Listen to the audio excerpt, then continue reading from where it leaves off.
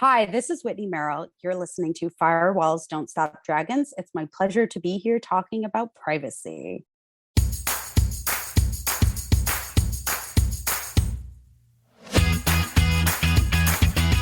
Hello, everybody. Welcome back to Firewalls Don't Stop Dragons. I'm your host, Carrie Parker, and this is episode 256 for January 24th, 2022. And also, welcome to Data Privacy Week. Today is the first day of Data Privacy Week, and until this year, it was just Data Privacy Day. And so now we have expanded it to a full week. And to bookend Data Privacy Week here on the show, I have two back-to-back interviews with two great women about privacy. More on that in just a little bit. So a couple quick news things. First of all, if you are still, for some reason, a Chrome user, update Chrome. There's been a whole bunch of really nasty bugs found in it. It should auto-update, but sometimes you got to restart the app to kind of force it to do the update. So if you're still using Chrome, then make sure you get it updated to the latest version because there's some nasty bugs in it. But, maybe think about switching to Firefox. If you're on Mac, you may already be using Safari, but I personally recommend Firefox. For these kind of news things, these kind of breaking security or privacy things that might require a quick turnaround on your part, since my podcast comes out every week on Monday, sometimes that doesn't line up well, then that's a great reason to follow me on Twitter and or Facebook. If there's some sort of breaking news, that's where I tend to post, so that might be a reason you might want to follow me there.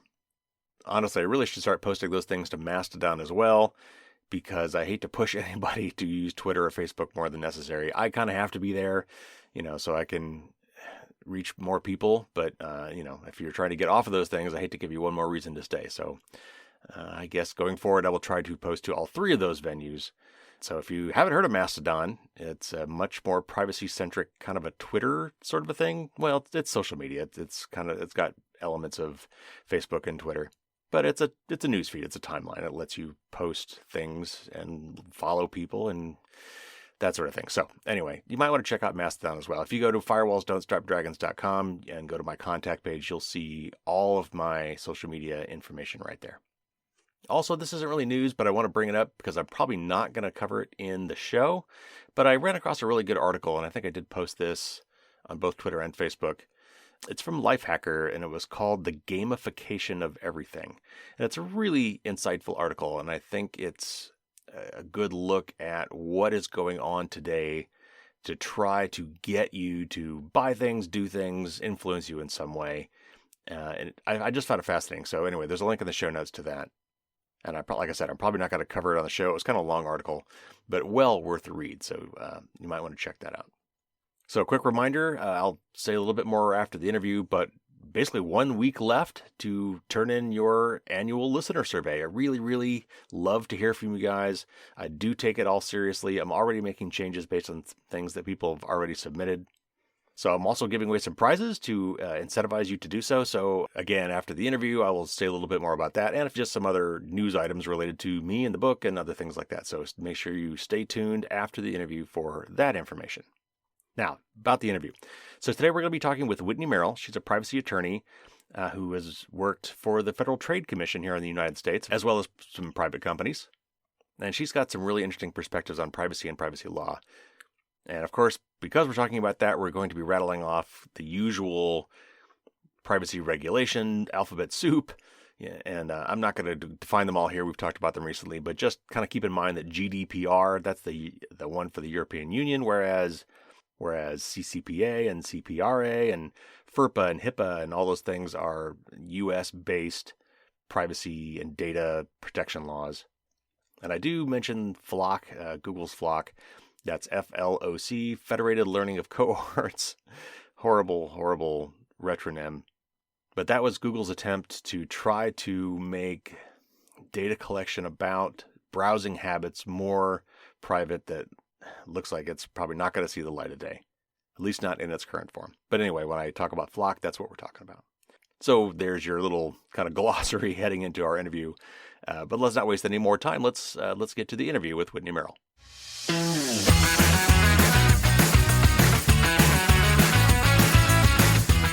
Whitney Merrill is a data protection officer, privacy attorney, hacker, and co-founder of the Crypto and Privacy Village at DEF CON. She loves privacy and is glad the world is getting excited about it too. Welcome to the show, Whitney.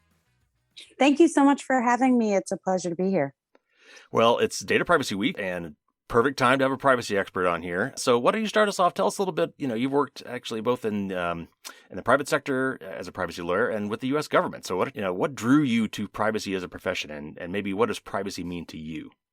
That's a really great question. I think privacy's always been kind of core to my interests. Actually, much of my youth and in high school, I wanted to be an astronaut. And so I'm still sad that that dream did not come true, although I feel like maybe if I strike it rich one day, I can pay somebody to take me up. But it really started all in high school. I was really fascinated by the rights to be anonymous on the internet and kind of what that entailed. I've kind of told this anecdote in other places before, but I was horribly bullied in high school. And when I was trying to figure out who was doing it, these questions of how and why and your rights to be anonymous really kind of came up for Yeah. me. And I thought, well, why is that? Why don't people know? How do computers work? Well, what is an IP address? All of those kinds of questions converged. And ultimately, when I went to college, I focused in public policy, but I had an advisor there who introduced me to the Electronic Frontier Foundation Mm-hmm. and, the connection of civil liberties to technology. And kind of the rest was history. It really, ultimately, I interned for the Electronic Frontier Foundation after my first year in law school and fell in love with the security community when I went to DEF CON for the first time. And so it really was DEF CON where I was like, okay, I should be doing security and privacy as it relates to technology. And basically built my career since then. And that's all pre-GDPR before, privacy law was as big as it is now. Right. I don't know. It seems to be that over maybe the last 2 or 3 years, people have started to care more about their privacy and worry more about the data economy. It feels like there was a turning point. I'm not really sure what that was. I certainly thought there would have been more of a response to the Snowden revelations when they happened, and there weren't. Where do you think we are right now in terms of like the average person's views on privacy, and what do you feel is driving their feelings? That's a really great question. I think there are a series of things. I think GDPR was one big part Mm, of getting people to be aware that there are such things as privacy rights and mm, that there are countries in the world or nations in the world that believe that privacy is a human right and that it's not just something that you can give up and relinquish and not have to worry about or there's nothing you can do about it. mm. And so I think GDPR, I mean, it was all over the news. People were talking about it. What does that mean for the US? How do we compare? And I think that was one kind of start to people thinking, okay, I should think about privacy or care about it a little bit more. I think second is a lot of companies responded in giving privacy rights to all users around the world. It was easier Mm-hmm. to just give those rights to everyone instead of, say, oh no, it's only for Right. people based in Europe. And as a Right. result, I think people saw those rights given to them and they thought, well, I should get more of this. This should be a thing here in the US. And I think that's a big part of why people think about it a lot more. Because I actually see a lot of misconceived notions around privacy rights where people are like, I have the right to do this. And you're like, actually, technically, you don't. And that's problematic. You think you do, but the law actually has a lot further to go, especially in the United States, to guarantee those privacy rights, which I think is just one small component of, protecting privacy. Yeah, as you describe it, it's like being in like an abusive relationship for a long time. You get used to it, and then when you get out of it and get into like a real relationship, like, oh wow, oh that feels good. It's like there's a light at the other side of this. It could have been better. Yeah. Yeah, and the United States was one of the first, I mean, an early player in privacy laws as far as, highly regulated industries. There's HIPAA, there's GLBA, which is Gremley-Bliley, which is for financial data. Hmm. There's FCRA for credit reporting data. And all of those give some sort of privacy-esque rights or, privacy protections around the data. And at the time, it was like, well, there's a privacy law to protect these highly regulated or highly sensitive areas of law. But now you look back on them and they do nothing in comparison to what the standards are now. And they're really extremely out of date in comparison. And they don't quite go as far as people are hoping them to. And so when we're talking about new laws in California, like the California Consumer Privacy Act and its predecessor, CPRA, they carve out all of these highly regulated areas, HIPAA, GLBA, and the Fair Credit Reporting Act, primarily because the law doesn't want to be preempted by federal law, but also because those areas, like, people have this general sense and they've built these entire compliance frameworks around those laws. So right. I'm kind of going on a tangent here, but it's to say there's a lot of catching up to do. And in the US, it's like very, very sectorial, which makes it really hard and problematic to say, these are what my rights are. Right. Yeah. There have been several famous or maybe infamous quotes from big tech leaders over the years, basically saying, privacy's dead, get over it. One of them actually kind of said that, but more recently, even Google and Facebook have kind of changed their rhetoric concerning the value of privacy. And, maybe that is partially in the response to GDPR or maybe consumer sentiment changing, but they seem to be trying to make some concessions, Google's Flock thing, which I don't know if that's going to take off or not. And, Facebook trying to use more end-to-end encryption. What do you make of those gestures? Are they sincere? Or are they just trying to maybe stave off regulation? I think they're trying to stave off regulation. I also think that they're trying to control the regulation. So if you know that regulation is inevitable, having a voice in the conversation to steer it in whatever direction you'd like it to go is pretty much your only choice. And so what I think is happening is both of those players have very privacy invasive business models, which is to collect as much as they possibly can about you and then sell advertising to target you to buy more things or to do more things. And that is, if regulators draft legislation that puts that business model at risk, it's huge for them. And so I think for a long time, privacy is dead, don't worry about it. It was probably along the lines when you weren't hearing whispers around privacy regulation.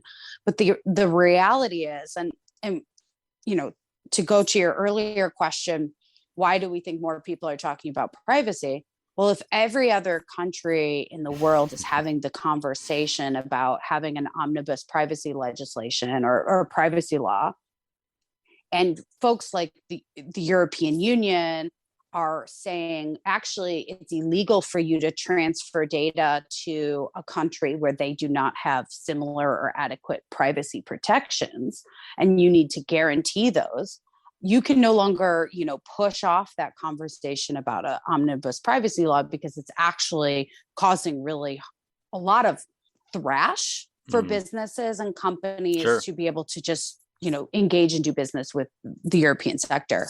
And so I think that's a big part of it too, is, we have to have these conversations. And I wish that I felt that these large tech behemoths were, advocating for good privacy. I really do. I would like them to have that position, but I think their business models are just show that's not true. Or they want to do it in a way that they're going to claim is privacy friendly. But the reality is we just want the choice. Right. They're like, well, I think that's probably some of the problems about Flock is it may be better for privacy on a whole, but then it takes away my choice for you to be able to collect that information about me to begin with. Right. Speaking of GDPR, the European Union really does kind of seem to be leading the way in terms of user-centric privacy rights and protections. And I emphasize user there because I think that a lot of stuff in the United States, you talk about it's very sectoral, or it's still very corporate focused. So first of all, do you think the EU is doing it right? It's a key question. Second, why is the EU so different in this regard when it comes to, like, with respect to the US or the UK, Australia? Those countries seem to be a lot different. Is it cultural? Is it political? Financial? What? Why are we different? So for any Europeans listening, I cannot possibly even begin to understand your life or your experience, but here's my general understanding. One, privacy is flat out a human right and defined as a human right in Europe. And they've been discussing it as a human right for a very long time. So it's not if they're going to create a law to protect privacy, it's that they must. Whereas here in the United States, whether or not privacy is a human right is unfortunately a contested topic. I believe that it is a human right. I believe that our Constitution was written to enumerate privacy rights. But unfortunately, the enumeration of privacy rights in the United States is also deeply tied to abortion. And if we assume or accept as a whole that, yes, there is a privacy right, there is a certain sector of the United States who fundamentally will not agree with that simply because it might enable abortion rights. And I think that's one on the constitutional aspects of privacy in the United States. And then two, if we don't assume that it's a human right, we have, folks who don't believe that regulation can solve problems, who don't ever want to even advocate for privacy rights or privacy protections simply by the nature that they believe either the states can handle it better or that capitalism will fix it. If people truly want privacy, they'll actually do something about it. We're seeing a little bit of that tide turn in the US with the tech companies. Like, I think they're like commonly hated across the aisle. And so folks are starting to say, for whatever selfish reasons, actually there needs to be some regulation of tech. What does that look like? I think people differ on, but how does privacy interact with that is kind of this larger question that's yet to be seen. And so that's I think one big part of it is that like privacy just, isn't a word used in the Bill of Rights, and therefore people just kind of don't think of it as a thing that they have as a result. You have to read in between the lines, whereas it's much more spelled out in Europe. Yeah. So speaking of which, we do have in the U.S., some states have passed privacy laws. You mentioned CCPA and CCPRA, the C in that being California. And in Illinois, there's this patchwork quilt, and that's got its pluses and minuses. Sometimes the states lead the way, and California has often led the way in regulations for the rest of the country. And oftentimes things that are happening in California benefit all of us, as you say, because a lot of these companies don't want to do things differently in one state versus the other 49. Right. But we really have just failed miserably at the federal level. And you've talked a little bit about why you think that is, but maybe go like one step further. Like the other problem we seem to have in the United States is even if we do come up with a regulation of some sort, what a lot of people don't realize is, until it's too late, is behind the scenes, there's a lot more to it than just putting it on paper. I mean, you've got to have regulations with teeth. First of all, it can't just be saying, don't do this. It's got to say what's going to happen if you don't, what's the carrot and the stick. And then they've got to be backed by regulators, some sort of body, some agency in charge of this that actually has real authority, and a clear remit and sufficient funding, which is often where it falls apart. So what do you think it's going to take to actually pull that off? I mean, it just sounds like a Hail Mary given where we're at now. But is that possible? And if so, what do you think that would look like? Yeah, that's a really good question. So there are a couple of things about federal legislation that I think one of the missteps that I have seen in proposed bills is they want everything in the kitchen sink without truly understanding what the current landscape is and why the current landscape is the way it is. So I think that's one problem. Second, the proposed bills often don't follow anything like a GDPR like framework. I actually think the friction would be a lot less for compliance, and we wouldn't be reinventing the wheel if we took on some of like the requirements of GDPR and adopted them in a way that mirror one another so that it's easy. I think the second thing is GDPR is the floor, not the ceiling. We shouldn't be thinking about GDPR as the gold standard that we want to strive to. That's the beginning and the start of it. And then how do we build on from there? In the US, right, I think a lot of people are thinking about privacy as it relates to individual rights. Can you stop the sale of your data? Can you get access to your data? Can you tell a company to erase the data they have about you?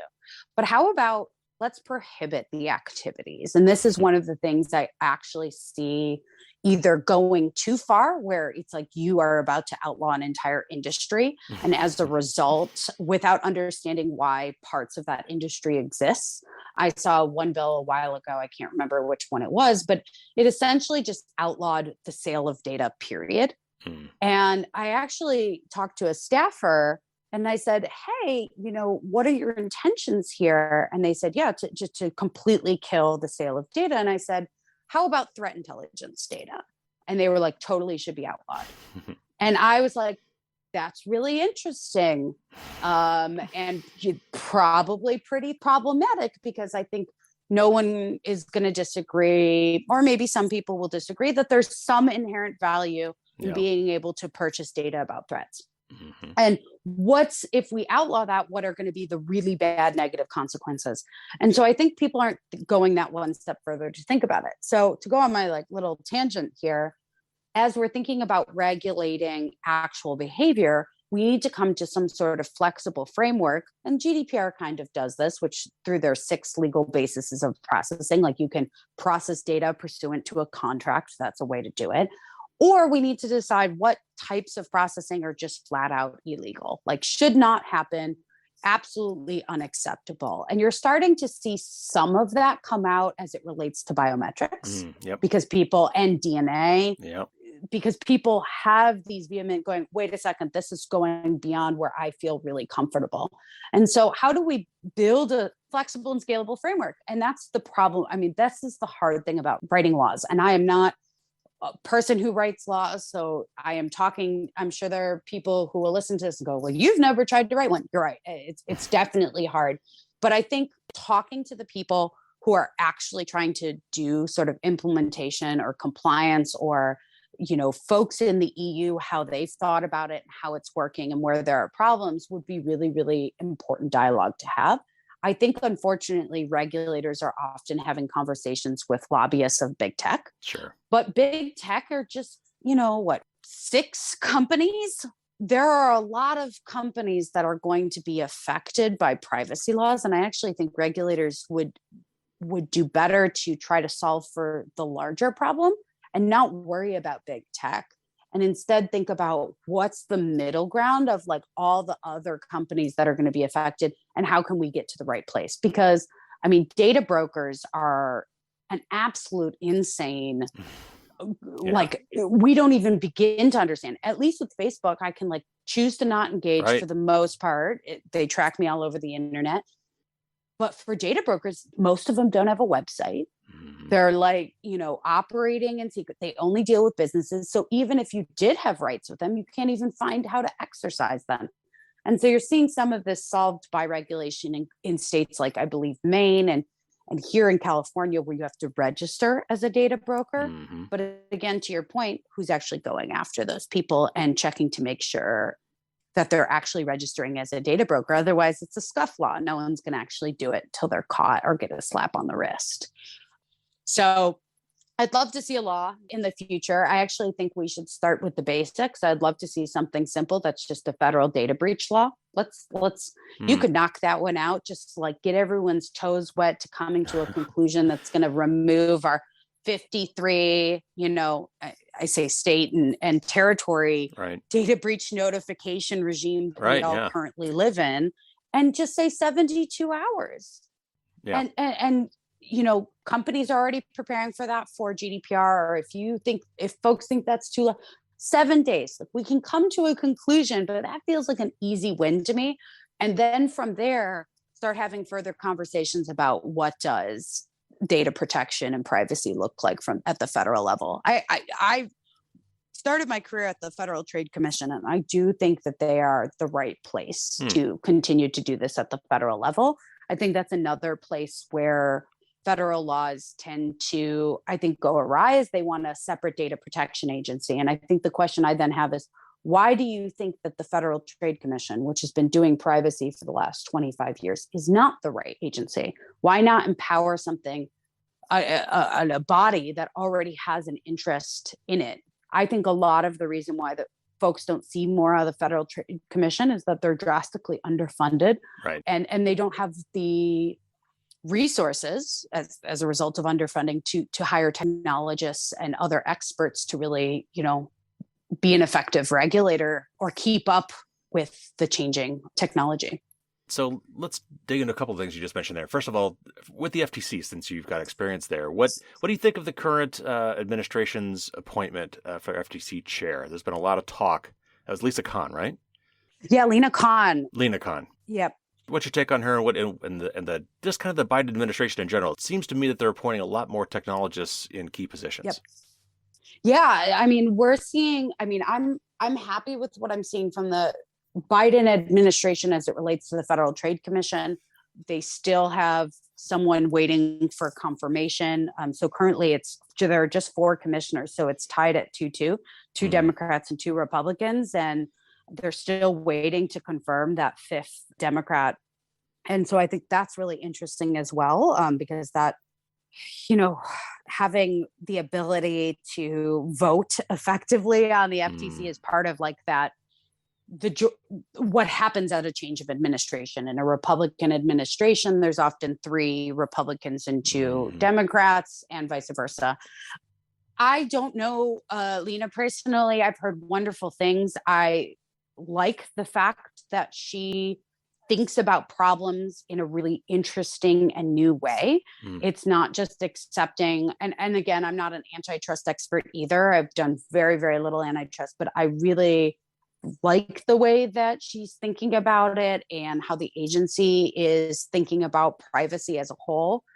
I think in order to really support privacy cases, and this is having been involved in one, is you really have to just have patience, because things within the FTC move at a certain pace, and that's nothing to any of the people who work there. There's just a way of going about things that takes time. And so I think that's one of the hard things about the FTC that I'd love to see them improve. And I've seen a little bit of this. They're more transparent about companies they're investigating. The reason they've traditionally not been transparent about the companies they're investigating is just being under investigation from the FTC is a pretty damning fact, right? And pretty scary. Right. The reality is I've investigated lots of companies that once I've looked at a few documents, I've said, oh, actually, nope, you haven't done anything wrong. We can close this up. Or, oh, yeah, this was a weird bug. I see what happened here. I see that you've corrected it. And no amount of me bringing a case would fix the problem anymore, because you've kind of already come to the right fix. And so I think the question is when there are bad actors, how does the FTC really indicate that and move at a more efficient pace? Because I've been involved in cases of the FTC too, where, these large multi-billion-dollar companies use all the resources possible, and the FTC has a staff of 3 working on it. Yeah. And that goes to the resourcing problem. How can you keep up? And then you don't want government, you're working for the government at a salary because you're doing service. How do you not burn out when, you have law firms that have infinite amount of resources coming to kind of squash this at the best they can? And when I was working on one case at one point, and it was someone turned over, several 100,000 pages of documents, and it was on me to review page by page. And that's what I did for weeks on end, and definitely, look through it. But that's a hard thing. And so if we truly want our regulators to be effective, you have to fund them. And then that's why, it's an interesting topic, is if you really, really want some sort of privacy regulation, you have to fund the enforcement. Otherwise, it's all talk and no walk. Right. Oh, all right. So one of the things I want to, and this will lead kind of go with my next question anyway, and that is one of the things that often comes up when we talk about regulation and that people push back on is that legislation just can't keep up with technology. That the laws are either overly specific and fail to account for new technology, or they end up being too broad or too vague and end up being ineffective.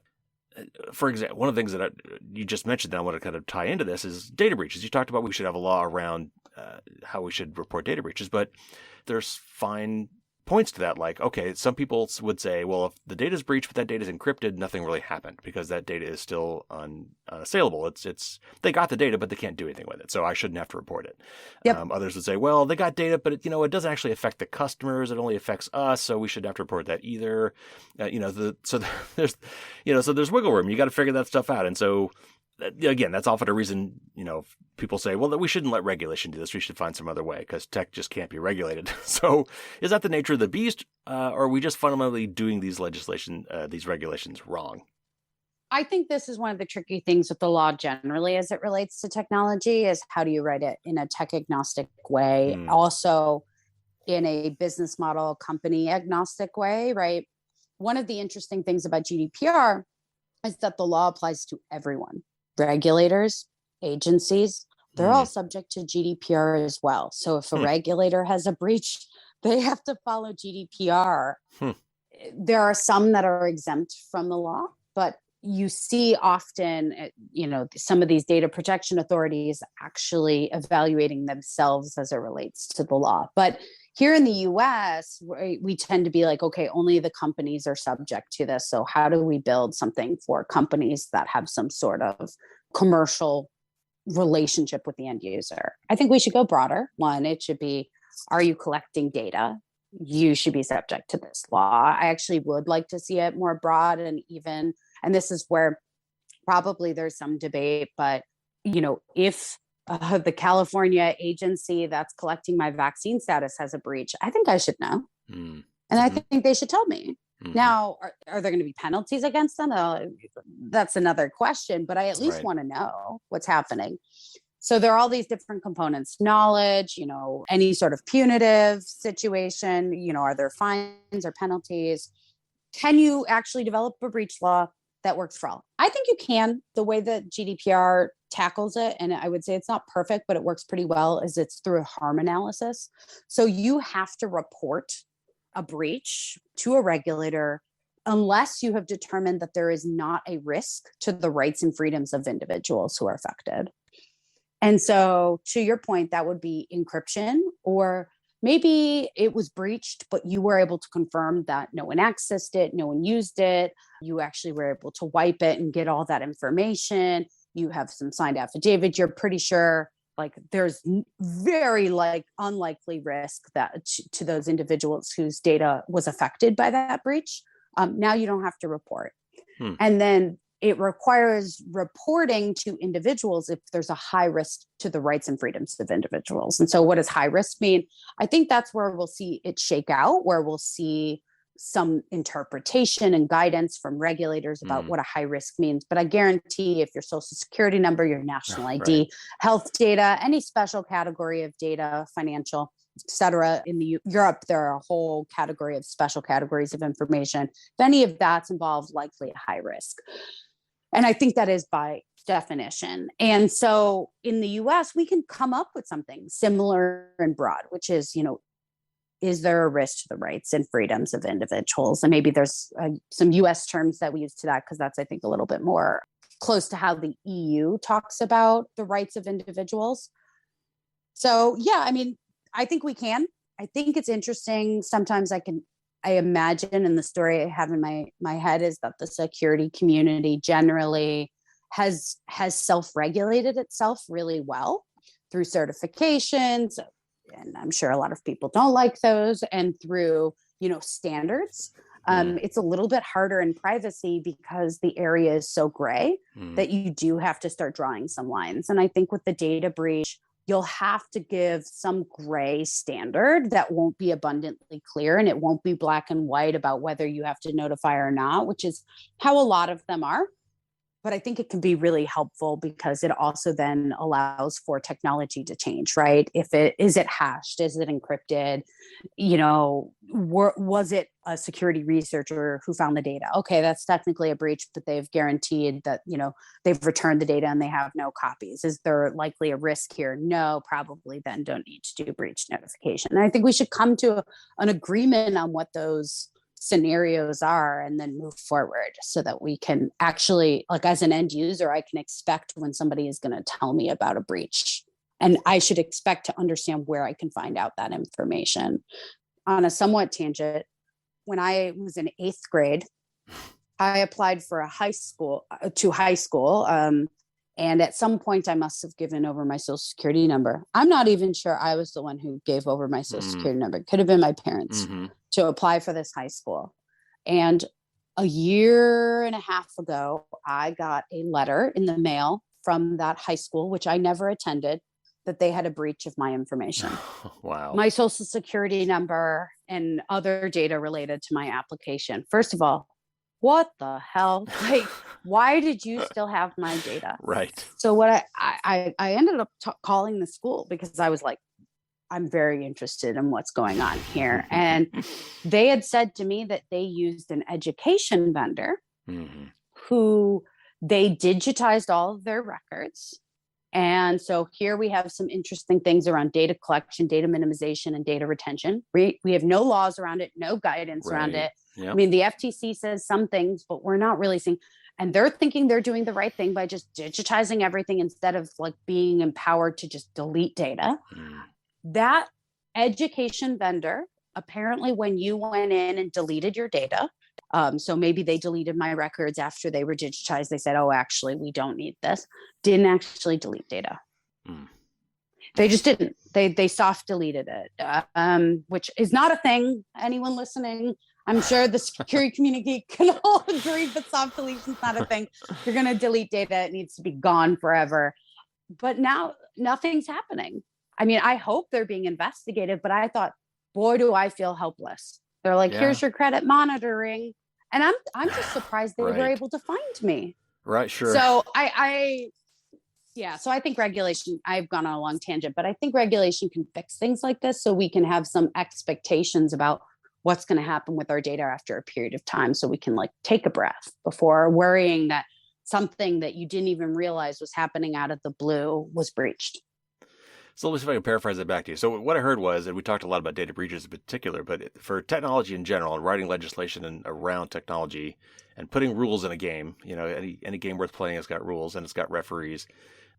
We should start broad and try to be technology agnostic so that we don't get caught up in particulars and leave loopholes, and then refine as we go. Does that sound like a fair paraphrase where your point was? I think that was better than I said it. Okay. So to this point, this is something that kind of irks me, and I think you might be in a perfect position to answer this question. And that is, unlike any other industry I can think of, tech industries don't seem to be liable for privacy or security issues of their products. And I'm sure that is probably somehow because of terms of service or licensing agreements that no one ever reads, that kind of get, they write themselves a free ticket, to be absolved of these things ahead of time. And we're not given a choice. I mean, if you open the package, you've agreed to the agreement in a lot of cases, which you find out after you've opened the package. It's that bad. But we also kind of blame the victims too. I mean, we also say, if they'd only had better passwords, or if they just used two-factor authentication, or if they hadn't overshared on social media. So why is the software or internet industries, how are they somehow totally different than like Ford or your fridge maker, or anybody else who screws up that might cause harm and they could be sued? Why is this industry any different?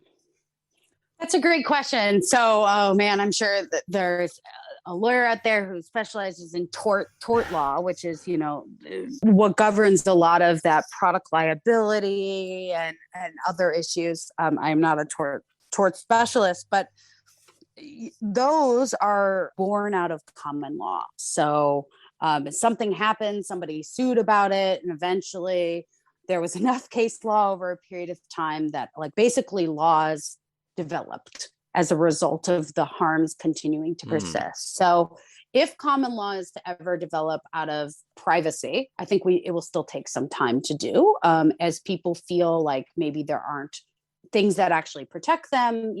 How will it shake out? So is part of the problem then is that harm is hard to prove in this case? Because take privacy, because a lot of times when data's leaked, companies will say, well, nothing's happened. I mean, until that person is a victim of identity theft, there hasn't been harm. Exactly right. So I think one, proving the harm aspect of it is one part of it.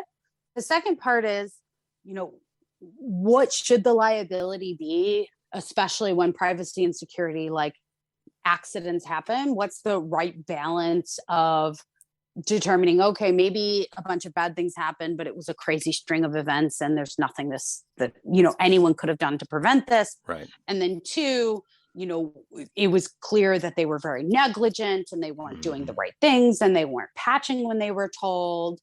Those are two different scenarios. So to give some historical context, the Federal Trade Commission has its powers under something called the FTC Act.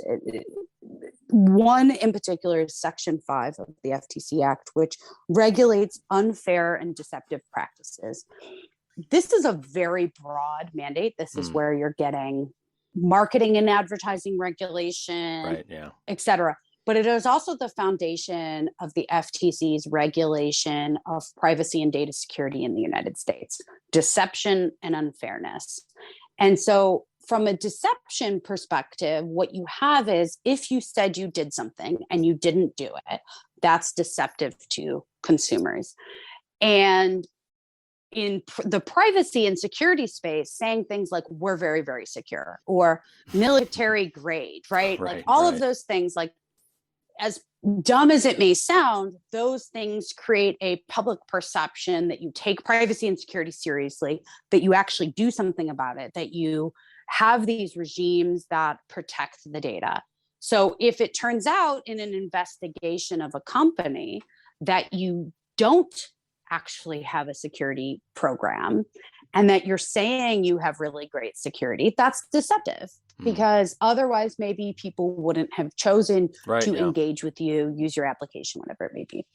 There's the other part, which is unfairness. And unfairness is the more hot topic of the FTC, which is if you are doing something that is inherently unfair to consumers, should it be, regulated or, should you get in trouble for it? And security is often the big one as it relates to unfairness, which is if you just have no security, right? You built an application that's collecting social security numbers and you've done nothing to protect it.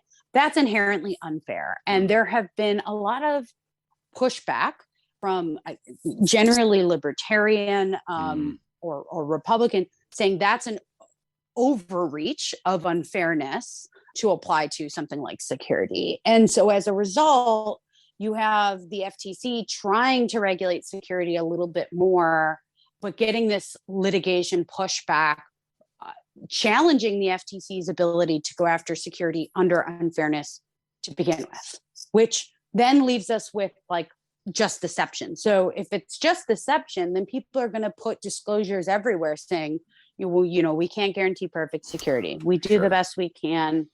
And that's the regime we currently live in and why we need a federal regulation that goes beyond just what the FTC has been doing. As a result of the FTC just using unfairness and deception as it relates to their privacy and data security regulation, movements, we have this whole, probably 20 years of what they call FTC common law. And it's all of the different cases that the FTC has brought over time against companies for privacy and data security. And that's where you start to see what behaviors are actually problematic. And one of them that has come out of this is not patching vulnerabilities. Mm-hmm. They've said, if you're not patching vulnerabilities and you know about that vulnerability, we're coming for you. And that's really, really bad for consumers. You've been put on notice that you have a security issue, you need to then fix it.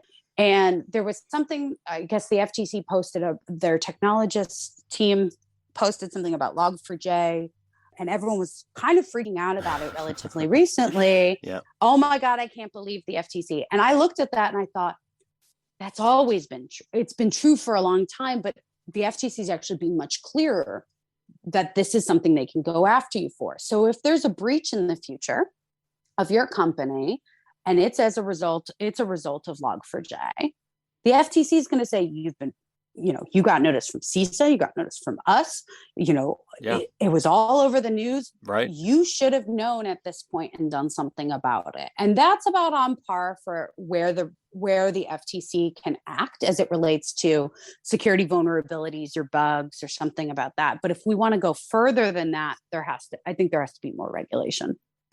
What is it like inside tech companies today? Like, this is maybe a unique perspective you could give us. What does a privacy team even look like? Assuming a company even has one, which hopefully at this point, at least the bigger ones, hopefully do. But maybe not. What does that look like? What do they do? And is it a bunch of lawyers, or is it maybe some engineers as well? And then maybe how does that relate to the security team? It seems to me that, privacy is kind of where security was maybe 10 or 15 years ago, where it became kind of a big thing and companies started funding it and having a whole department named that.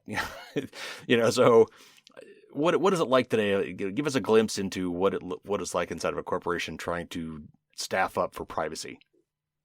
Yeah, that's a good question. So I think what's really interesting is security is like the need for a security team to me feels not born out of regulation, but as a result of like actually wanting to protect data, feeling like they need to protect data for reputational and, yes, data breaches are scary, but there's something more to why a security team was needed within a company. And there was a shift at some point. I can't quite say what it was. I'm sure someone listening to this is like, this is what I think it is. But privacy teams exist primarily because of two things. Either one, your company was under an FTC consent order, which usually were about 20 years long. And that means the FTC can come and audit you and fine you if you have bad privacy practices, if you screw up within those 20 years. Or you were in a highly regulated space like HIPAA, finance, credit reporting, and only very recently to comply with GDPR. And so when I first entered the privacy field, my choices were basically go work for the FTC or go work for a company that had gotten in trouble with the FTC. And to do privacy, or maybe I could go into health or finance. And really, that's not what I wanted to do if I really wanted to improve privacy. And then there was a shift. GDPR came out and people started building up their teams because GDPR put a lot of compliance requirements on companies. And so as a result, the legal team often took on that compliance effort and built the privacy team within legal, because you see some security teams within legal, but for the most part, they live in a CIO or an engineering org. I think privacy living within legal is very, very common and very, very interesting. I think there are some companies that bifurcate privacy. You have a legal set of lawyers, and then you have other parts of the privacy team, sometimes that live within security orgs, sometimes they live within engineering orgs, but ultimately the vast majority of them, I think, are born out of a legal org and are comprised mostly of attorneys. I think we are in the very, very, very nascent stages of what privacy looks like in a company. I think that it will not be forever that privacy teams will live within legal orgs. I think them being their own complete function could be a future. And, you hear some security folks talk about this, like a CISO reporting to the CEO. What does that look like? Maybe it's more of a greater data protection org. I think Twitter's done something kind of similar.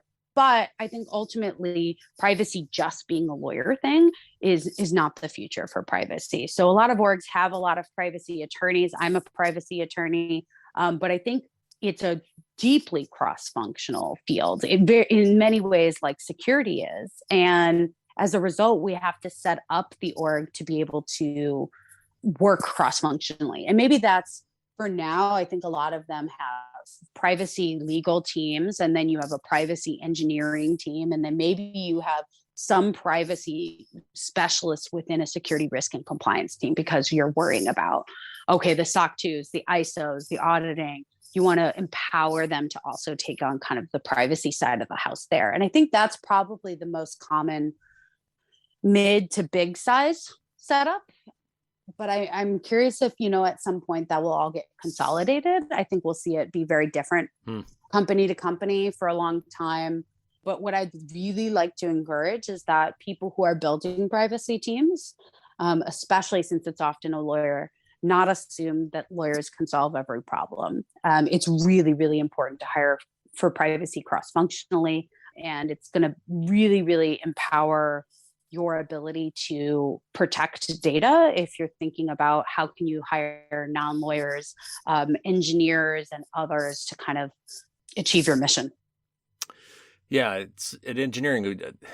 We talk about privacy by design, and for me, one of the concepts in recent software engineering was what we call shift left, which is on a time scale. That means get it done earlier, basically earlier in the process. And trying to, if you bake the privacy and security into the product from the get-go, it's a lot easier than trying to doing it at the back end, and doing it, by covering your butt with, compliance instead of, so.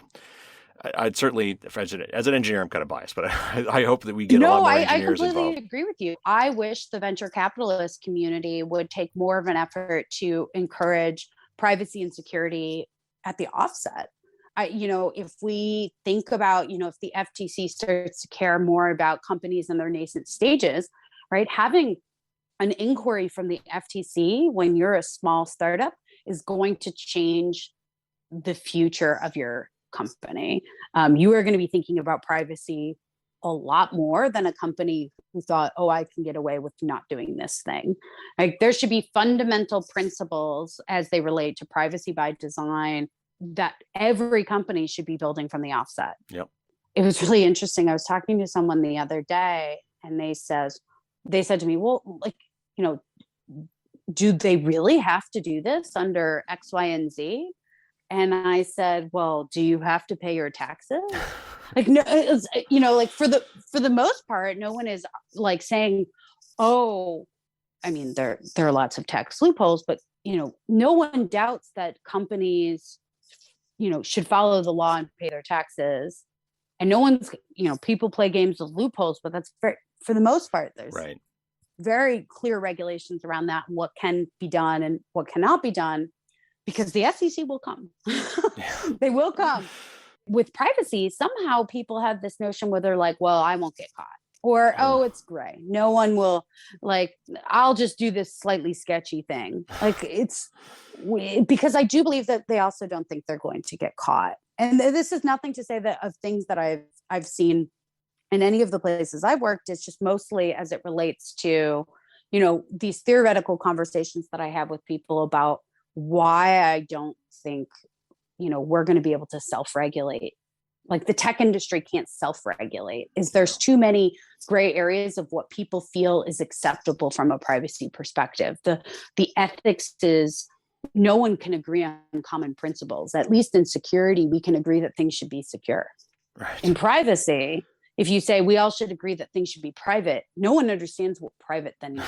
Right. We don't have a common vocabulary and understanding of what that means. And so as a result, it's a debate and we don't know. And so some of these more black and white frameworks, like paying your taxes or not paying your taxes, are a lot easier for people to say, well, this makes a lot of sense, I can do. So how do we build out kind of some of these black and white things, like principles that people can maybe say, I either do or don't do this thing, as opposed to talking about, is this privacy or isn't this privacy? And this goes to privacy by design. Data, if I delete something in the user interface, it should hard delete from the systems, period. That should be a common principle that every single tech company follows, unless I have an obligation to keep it by law. Right. And that's it. And then you should be able to disclose that. This data is being deleted unless I have to keep it by law. And there are lots of places you have to keep invoices for 10 years. You have tax obligations and data that you have to keep as it relates to that. So if we can come up with some things that are less controversial and more, and that's why I kind of lean towards the data breach law as a good first step, then maybe we can make some real progress as it relates to actually building privacy within companies. All right, so as we wrap up here, what do you think the future of privacy looks like, given all that we've talked about today? What are maybe the biggest threats now? I guess we've talked about some of them, and what's coming over the horizon, and what do you think it's going to take to eliminate or mitigate these threats? I guess the regulation would be the obvious answer, given what we talked about. But looking ahead, do you see the things changing? Are there new threats on the horizon? What do you think the near-term future of privacy is going to be? That's a good question. I think near term, we're just going to see a lot of patchwork, right? I think we're going to see every state tackling privacy in some different way. I think as a result, the industry is going to be heavily driven by regulation. People are going to enter the field because there is a demand to follow the law, as opposed to ethically, this is the right thing to do, and we want to build a team that helps us achieve those goals. I think we will see a lot more from the EU. I think GDPR is not the end for them. I think we're going to see a lot more regulation, whether we all agree on it or not, that are going to continue to move the conversation forward. It will be interesting how other major countries in the world also engage in privacy. China has a major privacy law, that PIPL, that folks are talking about. India is currently considering a privacy law that originally was about personal data. And I think over the Christmas holiday, the New Year Christmas holiday, they actually dropped personal data from the scope. It's actually all data. And so we're starting to see, I think privacy is not going to just be about personal data. We're going to be talking much more broadly about data, because everything is personal data under these definitions, or it's assumed personal data until you can prove it's not. And so I think that's going to be a big shift that we continue to see. I would hope that we're going to see some really interesting stuff from the FTC. So in the US, and then in California, I don't think we even know what we're likely going to see, but the continuation of regulation of the ad tech industry. What's the future of cookie banners? Are they working, or are we going to move to something much more restrictive? Because otherwise it's a whack-a-mole, trying to get everyone to comply. Right. All right. So wrapping up, given that this is Data Privacy Week, you being a privacy person, what advice might you have for the audience for protecting their privacy today? Like, what are some of your top tips when you're sitting around the dinner table or with family and friends or at drinks or whatever, and someone inevitably asks you, hey, you're a privacy person, what do you recommend I do? And then follow up to that, if people want to take the next step, if they want to learn more, for me, Data Privacy Week, I've been telling these people, telling the audience about things for a long time now. But so this would be a great opportunity to take that next step. If you think you're doing okay on that, is to, how do they learn more? Or if they want to get involved, So anyway, what recommendations might you give the audience? So I think an easy one for ad tech is to use a browser that has privacy defaults. So not Chrome. Firefox, Safari, and Brave are all going to be better than Chrome. So I would say that's one easy kind of switch you can make in your life that's going to have probably an impact that you don't see, but it is having an impact, because if it's about market, walk with your feet. The second is, and this is a security tip, use a password manager. It really does. It does help. Use 2FA. Privacy cannot be done without security. And data protection cannot be done without security. So you also need to take your security seriously in order to protect your own privacy. So update your computers when new updates come. Consider looking at your privacy settings when you're setting something up. You can't buy an unsmart television these days, but there are several settings within my smart television that I have turned off, or I never accepted the terms because I didn't want to have them have access to that data or feature. So as a result, spend the extra time and look at that stuff, but pick the places where it matters to you most. And so it's very, very easy to get privacy fatigue, where you feel like nihilist, where you can't control it. So figure out what are the things that are really important and focus on those. And then you'll feel like you're getting more bang for your buck because you've tackled the things you care about the most. And some people don't care about advertisements. So maybe making that switch doesn't make sense, but they really are worried about their banking. And so if you're really worried about banking and your financial privacy, the reality is all the banks sell your data or share your data in some reality, because there is no law preventing that, and they're looking to get their money. Ask those questions, see if maybe there's an option for something that's a little bit more privacy friendly. This is something I've not actually solved for myself, but there are some options potentially there too, if you really care. If you want to take the next step and maybe get involved, I mean, we mentioned the EFF. I've talked about donating to those guys. What organizations, do you think would be good to support, and what maybe web resources, if I want to learn more, where would you go? Yeah, absolutely. So lots and lots of choices. So I love the Electronic Frontier Foundation. They're always a good resource. The ACLU also has stuff on privacy if you're talking more about the civil liberties aspect of both. The other kind of resources that exist out there, a big behemoth in the area is the IAPP, which is the International Association of Privacy Professionals. They have Mm-hmm. lots and lots of privacy data and resources. If you're interested in what's going on in Europe, there's the European Data Protection Board that is constantly pushing up guidance and information about privacy as it relates to Europe. Twitter is a great resource. There are lots of amazing privacy professionals on Twitter. I highly encourage that you go and seek out some and follow and see the resources that Mm-hmm. they're sharing. One of the more interesting, and full disclosure, I have a professional relationship with them. And so in the FTC regulates the endorsement guide. So I should be very clear that I have a direct relationship with them. But there is this company called Data Protocol that is starting to do privacy engineering training Hmm. for engineers. And I think that's interesting. I Yeah. mean, like, obviously I'm involved with them, but I think starting to have more training resources as it relates to privacy by design. So they're one resource that I think is interesting and is to keep an eye out for. And then obviously the Federal Trade Commission. They issue lots and lots of guidance for businesses. Some of it is a little bit older than others, but generally their principles apply. You know, they have good guidance that they provide to companies and individuals about their own privacy and security. And I highly recommend checking them out as well and their resources. If you have ever suffered from identity theft, likely somebody has pointed you to FTC Yep. resources, Right. since that's also what they worry about. Well, Whitney, that was extremely informative. It's great to have your insight on that. Thank you so much for coming on the show today. Oh, thank you so much for having me. It's been an absolute pleasure.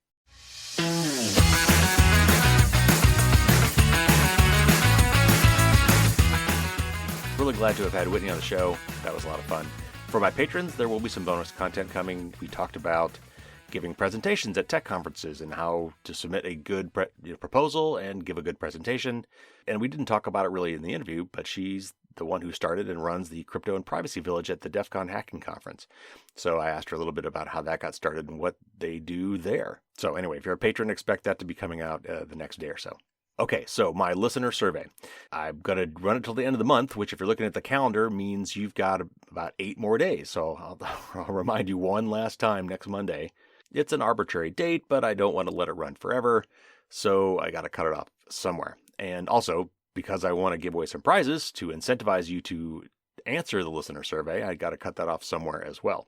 So, prizes. The top prize, the big winner, I will randomly choose from the people who give me their contact information, will get a signed copy of my book, a copy of Privacy is Power by Carissa Veliz, and a Firewalls Don't Stop Dragons Challenge coin. So quite the prize bundle for the top winner.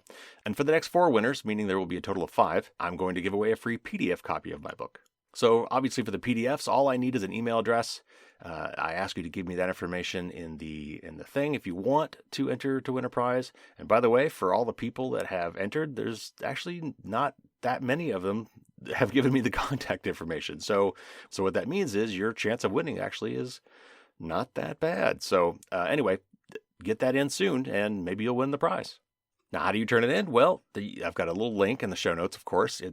But you might be able to just remember this. It's bit.ly, bit.ly, bit.ly/firewalls-survey-2022. And the F in firewalls there is capitalized. So bit.ly/firewalls-survey-2022. You've got 8 more days. All right, as I said, next week I've got another privacy interview, and this one will be with Kelly Finnerty from StartPage. If you haven't heard of StartPage, they are a privacy-centric search engine, kind of like DuckDuckGo, which I've mentioned several times on this show and talk about it in a lot of places. But StartPage is very interesting. They actually, behind the scenes, they use Google. They actually give you Google's results. They just strip out all the tracking. And why does Google allow them to do this? Well, Kelly will explain that to us next week. But it's not about StartPage. It's going to be about privacy in general. And she's got some really interesting takes on privacy. Now, obviously, I've been focused on privacy a lot, this being Data Privacy Week, but we've got some security-related interviews in the hopper that'll be coming up soon, some really interesting topics there, and guests that I've never had on the show before, topics we've never covered before. I'm also probably going to do a show on de-Googling your life. This came up a couple times in the listener survey. And as we all know, because I declared it publicly here, I'm trying to finish de-Googling my life as part of my New Year's resolutions for 2022. So I think I'm going to spend some time on that in a show in the not too distant future. I've been doing a lot of research in particular on replacing Google Docs, and I've got a line on what I think is going to be my final solution there that I think you might find interesting. One more quick note before we go. I just got off a phone call last week with my editor at A-Press, my publisher, and it looks like we're good to go for doing a 5th edition of the book, probably by Christmas. I want to have it out by Christmas so that people can give it as gifts, and also because I'm probably going to be teaching my class on security and privacy at the Duke Ollie program in spring, so I would like to have it ready for that. And I want to wait for the next macOS release, which usually comes out in September, so I'm going to try to make sure I cover that in this book as well. And I'll cover Windows 11, though honestly it's not so far much different than Windows 10. But it's, it's good when the book says on the cover that it covers Windows 11, because that's what people want to see. And so it'll give me a chance to update all the screenshots and instructions and all that stuff and get it nice and current. So if all goes well, that will be out before the end of this year. All right, that's going to do it today. Thank you, everybody, for tuning in. Again, got another great privacy-related interview next week to neatly bookend Data Privacy Week. And then we'll have a big news show after that. So take care, everybody. Until next week, as always, stay safe and don't get caught with your drawbridge down.